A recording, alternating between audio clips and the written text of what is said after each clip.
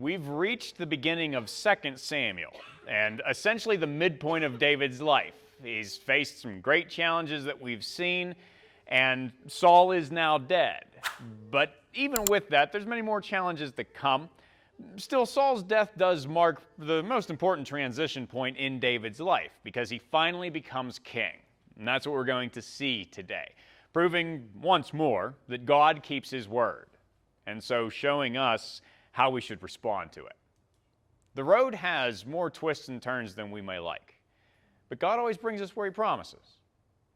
So we should follow him there and do so faithfully rather than trying to make our own way.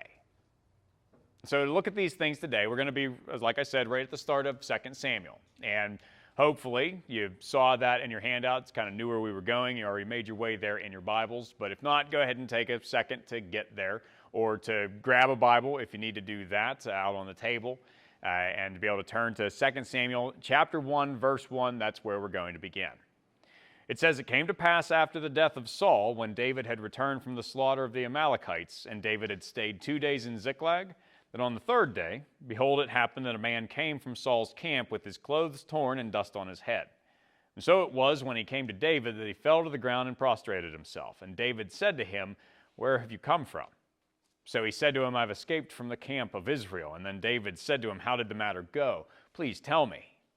And he answered, The people have fled from the battle. Many of the people are fallen and dead, and Saul and Jonathan his son are dead also. So David said to the young man who told him, How do you know that Saul and Jonathan his son are dead? The young man who told him said, As I happened by chance to be on Mount Gilboa, there was Saul leaning on his spear, and indeed the chariots and horsemen followed hard after him. Now when he looked behind him, he saw me and called to me, and I answered, Here I am. And he said to me, Who are you? So I answered him, I am an Amalekite. He said to me again, Please stand over me and kill me, for anguish has come upon me, but my life still remains in me. So I stood over him and killed him, because I was sure that he could not live after he had fallen. And I took the crown that was on his head and the bracelet that was on his arm, and have brought them here to my Lord. Therefore David took hold of his own clothes and tore them, and so did all the men who were with him, and they mourned and wept and fasted until evening for Saul and for Jonathan his son, for the people of the Lord and for the house of Israel, because they had fallen by the sword. Then David said to the young man who told him, Where are you from? And he answered, I'm the son of an alien, an Amalekite. And so David said to him, How was it you were not afraid to put forth your hand to destroy the Lord's anointed? And then David called one of the young men and said, Go near and execute him. And he struck him so that he died. As David said to him, Your blood is on your own head, for your own mouth has testified against you, saying, I have killed the Lord's anointed. Now David's reaction to Saul's death has got to be a little surprising, right? Because we get it for Jonathan. Jonathan was a man of heroic faith and humility. He was David's best friend, who had rescued his life on multiple occasions, had even put his own life on the line in order to protect David from his father's wrath. And of course, it makes sense that David would be upset. He'd be grieving for the nation as well. Many people died in that battle. They were defeated. And there were going to be some very serious questions about what was going to happen with the Philistines moving forward from there and the danger that they would represent. But why did he grieve for Saul? Well, it's because for all his faults, as he says here, he was still the Lord's anointed. He had been chosen to reign. And at least in the past, Saul had done great things for Israel. So David is sorrowful for the loss of good at times and the sense of regret for what might have been. That's why we can be sure he was relieved that he was no longer going to be hunted, but that was what exceeded his sense of relief in this moment, was just knowing what could have been. He's certainly not happy about Saul's death in any way, as the messenger here mistakenly assumed that he would be. I just want to point this out too. He might have even been telling the truth when he says that he killed Saul, because I know we read last week that Saul killed himself, but it's possible that he had failed, that he had only seriously injured himself, and then that this guy came along after that and finished the job. I do tend to think it's more likely that he's lying here. that he wanted to be able to say he was the one who did it. And he also took the coronet and the bracelet as proof of that and took them off the king's body. Either way, he's expecting to be rewarded for killing David's enemy. All he got was his eternal reward. Because even though he'd had opportunities on multiple occasions, David had never dared to strike him because he was Saul's anointed replacement. He knew what that meant, that it was defying the Lord to do so, and so he wasn't about to overlook it when an Amalekite, one of the sworn enemies of God, did. That's why he had him executed. But when the time for grief and punishment was over, it was necessary to find out what came next. And so this is what we see in chapter 2 now. At verse 1, it says, "It happened after this that David inquired of the Lord, saying, 'Shall I go up to any of the cities of Judah?' And the Lord said to him, 'Go up.' And David said, 'Where shall I go up?' And he said, 'To Hebron.' So David went up there, and his 2 wives also, Ahinoam the Jezreelitess and Abigail the widow of Nabal the Carmelite. And David brought up the men who were with him, every man with his household. So they dwelt in the cities of Hebron. Then the men of Judah came, and there they anointed David king over the house of Judah. And they told David, saying, 'The men of Jabesh-Gilead were the ones who buried Saul.' So David sent messengers to the men of Jabesh-Gilead, and said to them, 'You are blessed of the Lord, for you have shown this kindness to your lord, to Saul, and have buried him. And now may the Lord show kindness and truth to you. I also will repay you this kindness, because you have done this thing. Now therefore let your hands be strengthened and be valiant, for your master Saul is dead, and also the house of Judah has anointed me king over them.' But Abner, the son of Ner, commander of Saul's army, took Ishbosheth, the son of Saul, and brought him over to Mahanaim. And he made him king over Gilead, over the Asherites, over Jezreel, over Ephraim, over Bethlehem, and over all Israel.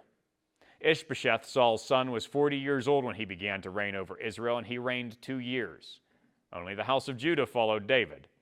And the time that David was king in Hebron over the house of Judah was 7 years and 6 months. So what we see here is that David is finally a king, but he's not yet the king. The Lord established him over the tribe of Judah. That means he would have also had the tribe of Simeon, because it was completely contained inside the allotment of Judah. And also, he had the priestly tribe on his side. The Levites were allied to David. The priesthood was allied to him. But he then attempts to establish himself over the rest of Israel with his dual-purpose message that he has delivered here. He truly was grateful to the men of Jabesh-Gilead for the honor that they showed to Saul's house that we read at the end of last week, how they went and retrieved the bodies from the Philistines. But by offering to repay their kindness, he's saying that he's the one in a position to do so. He's announcing his reign. And he wants the word to go out from there to everybody else to invite the whole nation to now acknowledge him as king, and they're not all ready to do that because there's another option. Saul had one remaining legitimate son named Ishbosheth, and Saul's family had major support in the form of Abner. Abner was a cousin of King Saul's, and he was also his general and right-hand man, hugely influential. And so he gets everybody else behind Ishbosheth.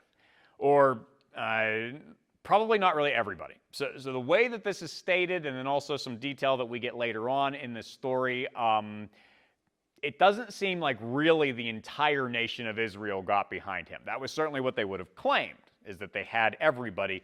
But you also have all these different regions named, and so what seems more likely is that Abner was able to get some people on his side, and David was also able to get some people on his own side, but it seems like most of the Israelites actually waited to pick a side. They wanted to see who was going to get the upper hand, so they remained on the sidelines until then. And also, they just would have been generally more concerned with the Philistines at the time, too. They were still invading. So these movements are both relatively small, but Abner was successful enough in gathering followers that David was not able to yet be secure over the entire nation. The remnant of Saul's reign was going to have to be dealt with before all of God's promises to him were fulfilled. So that's what comes next. There's a civil war that starts between them. And the war itself There isn't even really a lot that gets mentioned from it. There's only one battle that's talked about over the course of 2 years, the 2 years that Ishbosheth was the rival king to David. And even in that battle, the battle itself is really not described. It's the retreat from the battle that ends up having way more of an impact. And so this is what we see in chapter 2 at verse 17. It says that there was a fierce battle that day, and Abner and the men of Israel were beaten before the servants of David. Now the 3 sons of Zeruiah were there, Joab and Abishai and Asahel. And Asahel was as fleet of foot as a wild gazelle. So Asahel pursued Abner, and in going he did not turn to the right hand or to the left from following Abner. Then Abner looked behind him and said, "Are you Asahel?" He answered, "I am." And Abner said to him, "Turn aside to your right hand or to your left, and lay hold of one of the young men and take his armor for yourself." But Asahel would not turn aside from following him. So Abner said again to Asahel, "Turn aside from following me. Why should I strike you to the ground? How then could I face your brother Joab?" However, he refused to turn aside. Therefore Abner struck him in the stomach with the blunt end of the spear, so that the spear came out of his back, and he fell down there and died on the spot. And so it was that as many came to the place where Asahel fell down and died, stood still. So this is Joab's brother who is chasing Abner, and he wouldn't let him go. Now Abner, for his part, is trying to avoid a confrontation. He's trying to get him, go fight somebody else, not me. Or at the very least, go get yourself some armor so you're protected. And how am I supposed to, what is Joab going to think of this? Even when it comes down to the point of merely just trying to wound Asahel, because that's what he was doing by using the blunt end. But now it is important to understand, it wasn't truly blunt. They sharpened the butt end of the spear into a stake so they could stick it in the ground whenever they weren't using it. So it was sharp, just not in comparison to the metal spearhead, and so that's why he thought, this is what I can use to try to get rid of him. Unfortunately, Asahel's momentum carried him into the blow, and that was why he died. That's what made it fatal. So here you have Abner, who is Saul's cousin, who has now killed Asahel, who is David's nephew, because Zeruiah, his mother, was David's sister. So Joab, Abishai, and Asahel, they were all the nephews of David. That has made this conflict now much more personal. But now Joab appears not to have had that detail by the end of the day. Abner's forces, they were able to escape to a fortified position, and Joab just decided to back off because he figured it wasn't really worth it. Nobody wanted a bloodbath. This is a civil war where these are the same people, so they're not trying to wipe them out, and they had done enough.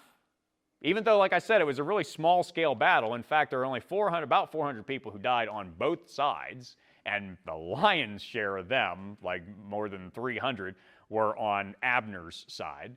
So it was enough of a victory that from this point forward, everybody was realizing that David was going to win. Momentum was really starting to get behind him. Public opinion was behind him. And so things are going in the right direction. That's before things go even more haywire. The situation looks even better than it had before, because things go really wrong for Ishbosheth. That's what we find now in chapter 3, starting at verse 6. It says, "It was so, while there was war between the house of Saul and the house of David, that Abner was strengthening his hold on the house of Saul. And Saul had a concubine whose name was Rizpah, the daughter of Aiah. So Ishbosheth said to Abner, 'Why have you gone into my father's concubine?' Then Abner became very angry at the words of Ishbosheth and said, 'Am I a dog's head that belongs to Judah? Today I show loyalty to the house of Saul your father, to his brothers and to his friends, and have not delivered you into the hand of David. And you charge me today with a fault concerning this woman? May God do so to Abner, and more also, if I do not do for David as the Lord has sworn to him, to transfer the kingdom from the house of Saul and set up the throne of David over Israel and over Judah from Dan to Beersheba.' And Ishbosheth could not answer Abner a word because he feared him.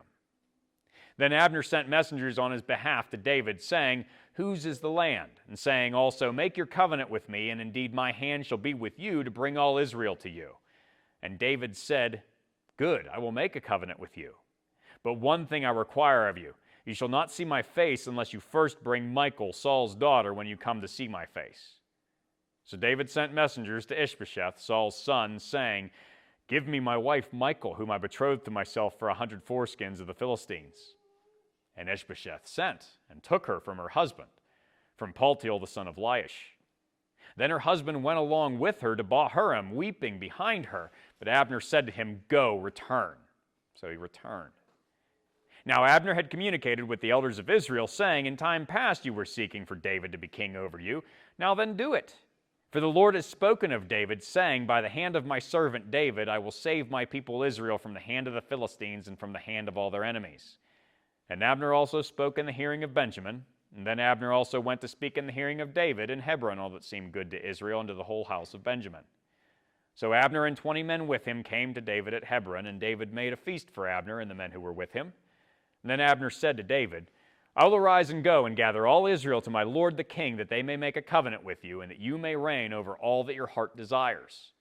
So David sent Abner away, and he went in peace.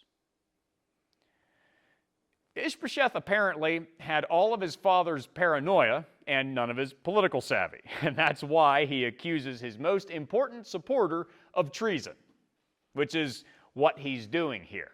Taking a king's concubine was a way of saying that you were taking the king's place. That's the accusation that Ishbosheth is making, even though there's no real indication that it's actually true.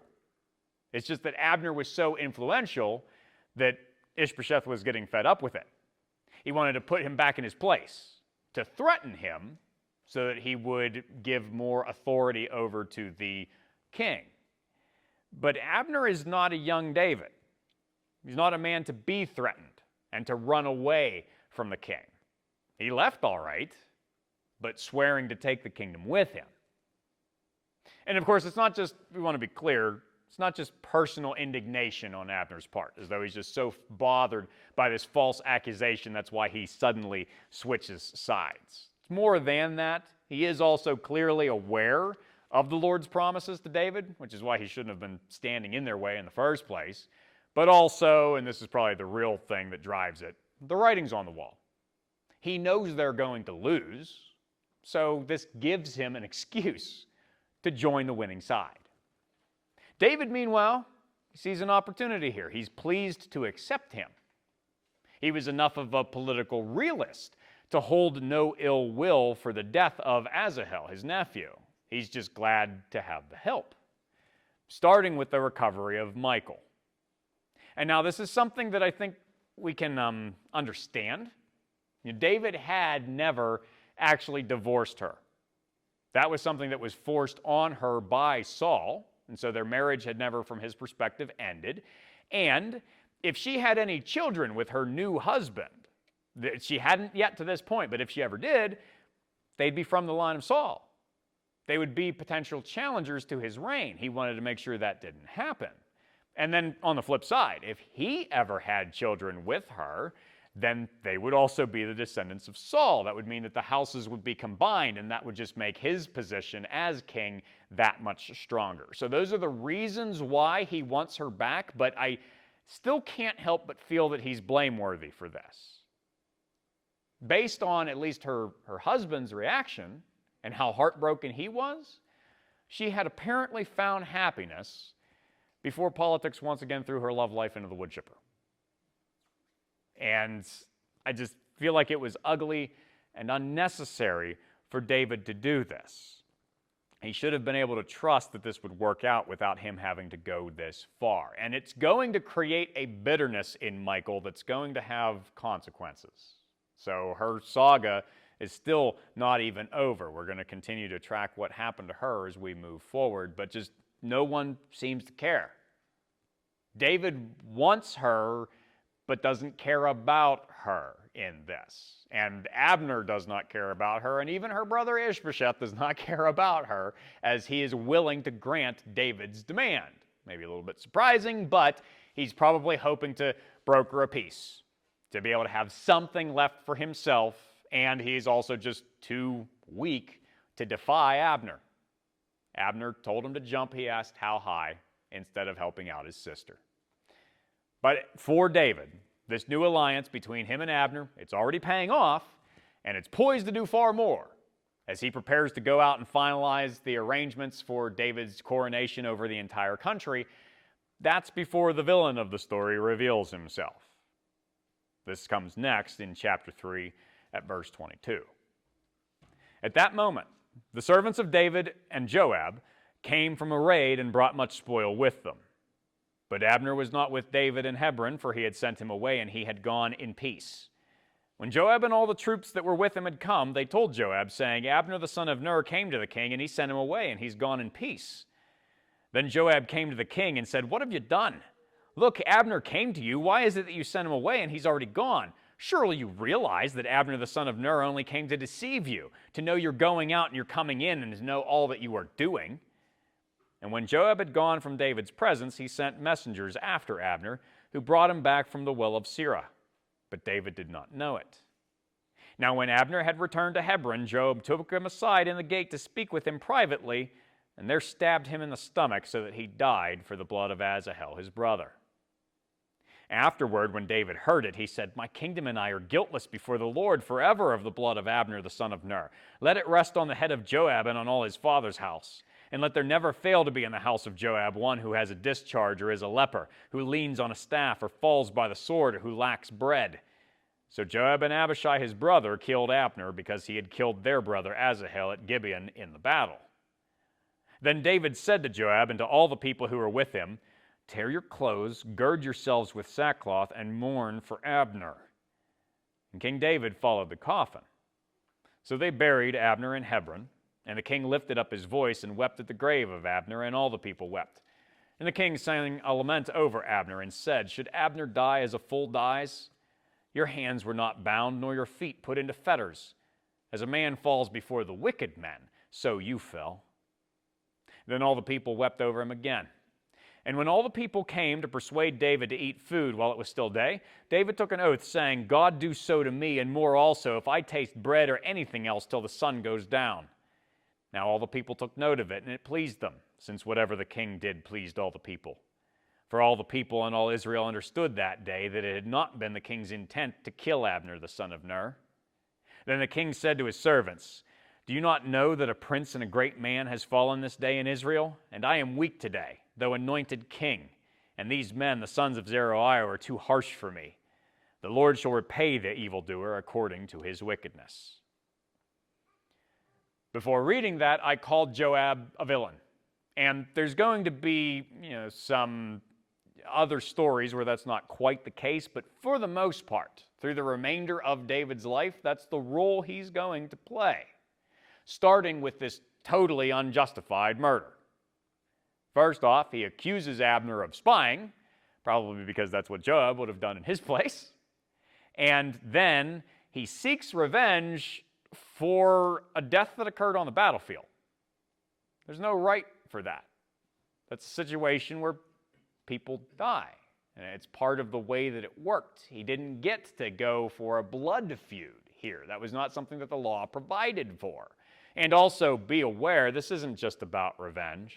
Yes, he wanted that for his brother, but he also knew how valuable Abner was, how influential, how skilled as a soldier and general. Well, he's David's general. He doesn't want to be replaced. This is him getting rid of a rival. That's what this is actually about. It's just a personal, selfish motivation. And he doesn't give any thought for what it could end up costing David.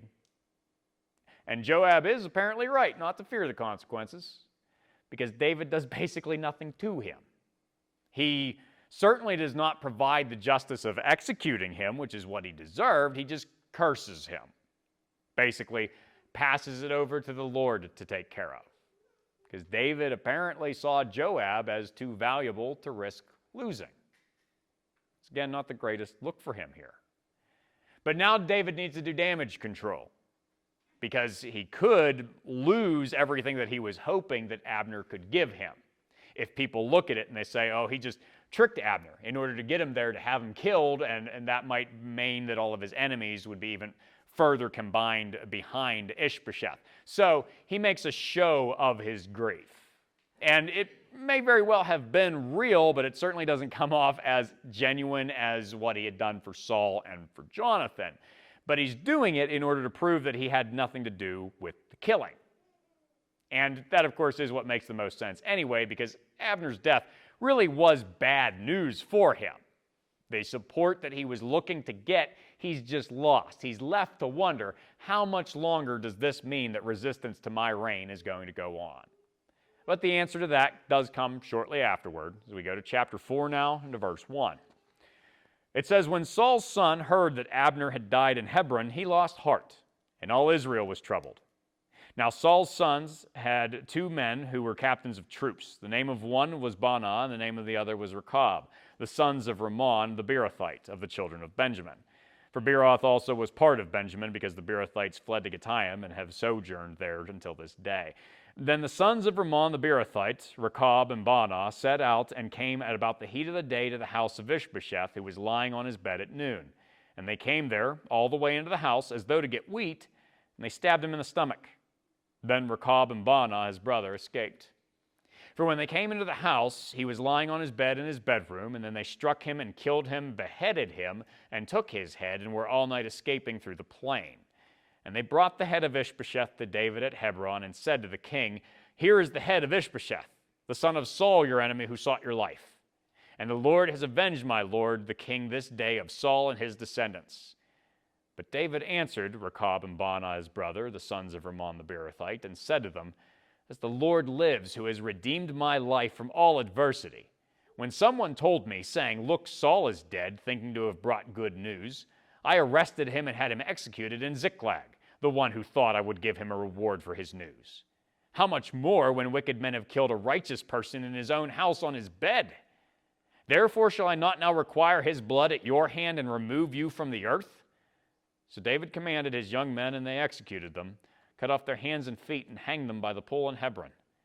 But they took the head of Ishbosheth and buried it in the tomb of Abner in Hebron." So, fortunately for David, Abner's death had not turned anyone against him. Ishbosheth did not do anything with the news. As always, he was just too indecisive to capitalize on it and bolster his own position. Instead, this just made him look weaker, which resulted in his own men assassinating him. And then they go and report that to David, but it doesn't do them the good that they hope for. And they may very well have been looking at the situation with Joab, and that might have been part of what inspired them. That David had not actually punished him for what he did, so maybe they expected some similar treatment. Instead, he tells them they should have thought about the Amalekite who admitted to killing Saul. That was not how he responded to these things. And if David had been wrong in how he handled Joab, he is right here. And he's right because he's been reminded of the fundamental truth. He hadn't need to run all of these schemes and everything he was trying to do to gain victory for himself. And he didn't need other people to kill his rivals for him, because the Lord was his Redeemer. That was the one he had to follow. He had so often rescued David before, and always would. And it was because of that, even when David, if he's playing these games and looking for power and position for himself and all the ins and outs of what he's trying to accomplish here, he always returned to trusting the Lord to give him what he needed. That was why he was not going to be the type of king who only sought his own advantage without conscience. That's why he gave these murderers what they actually deserved, and honored Ishbosheth, the prince, the son of Saul, the brother of Jonathan, who David had known since he'd been a boy, brought to the palace from the sheepfold. But now that palace belongs to David alone. This is what we see in chapter 5 at verse 1. It says, "All the tribes of Israel came to David at Hebron and spoke, saying, Indeed, we are your bone and your flesh. Also in time past, when Saul was king over us, you were the one who led Israel out and brought them in. And the Lord said to you, You shall shepherd my people Israel and be ruler over Israel. Therefore all the elders of Israel came to the king at Hebron, and King David made a covenant with them at Hebron before the Lord. And they anointed David king over Israel. David was 30 years old when he began to reign, and he reigned 40 years. In Hebron he reigned over Judah 7 years and 6 months, and in Jerusalem he reigned 33 years over all Israel and Judah. From the moment that Samuel had anointed David in Bethlehem, this was where everything had been moving. And he'd been acknowledged here by the elders, but along the way by Abner, by Jonathan, by Abigail, the widow of Nabal, and even by Saul himself. They had all said that the Lord had chosen David to reign, and now the Lord has delivered. After all the years of fighting, fleeing, and politicking, David was finally king as promised, and not by those things, not by his own hand, but by the hand of God.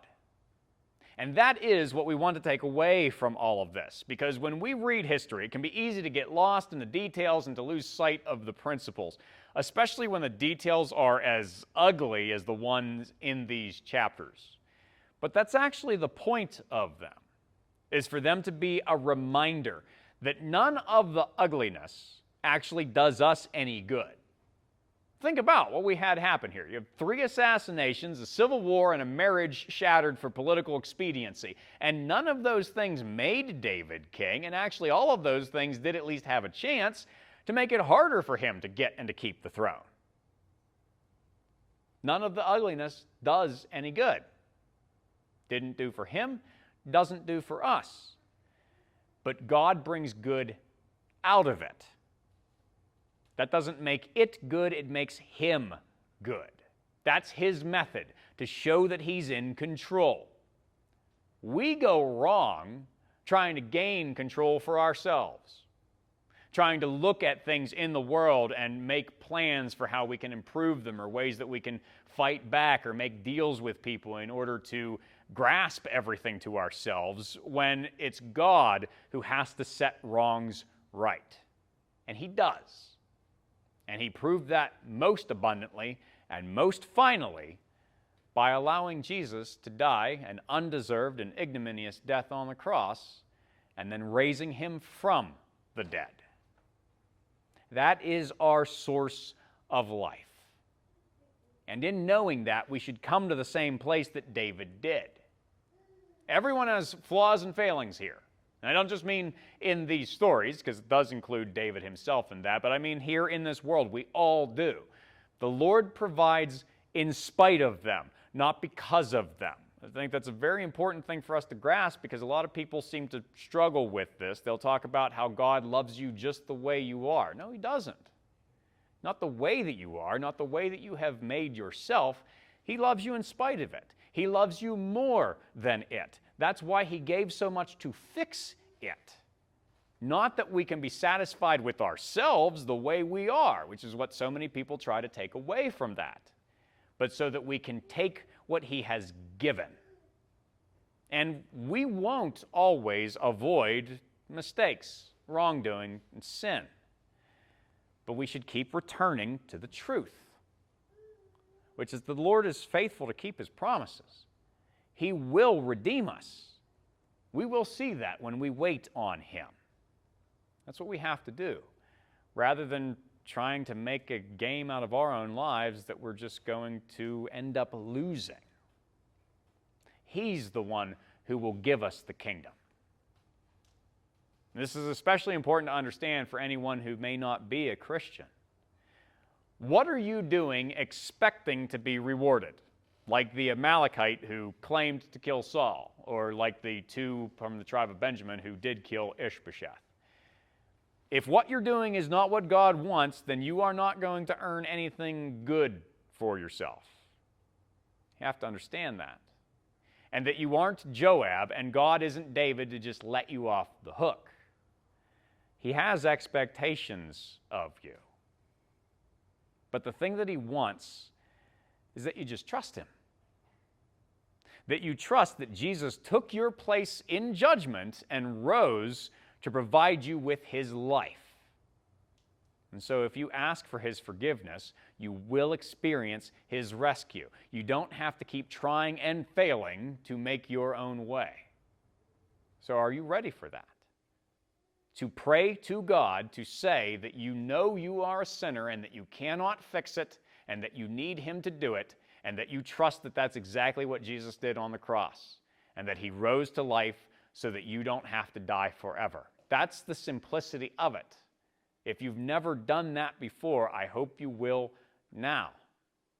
And if you want to do that, if there's anybody here that you're thinking of making that decision, and you want to do that with us as a group of believers to be able to be an encouragement to you, then you're welcome to do so. I'll be standing off to the side during a song that plays during communion, and you can come up to make that decision. But wherever you are, you can do that now. For Christians, though, I just want really to share the same idea. You don't have to keep trying and failing to make your own way. Because we do try, don't we? Like David, we keep falling back into that. But just like him also, return to the truth. The Lord will deliver. So let Him by doing things His way. And as you do, encourage others to accept the one true King so that they won't have to bear the brunt of their misguided efforts.